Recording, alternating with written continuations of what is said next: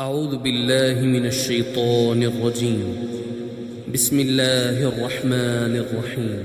يا أيها المزمل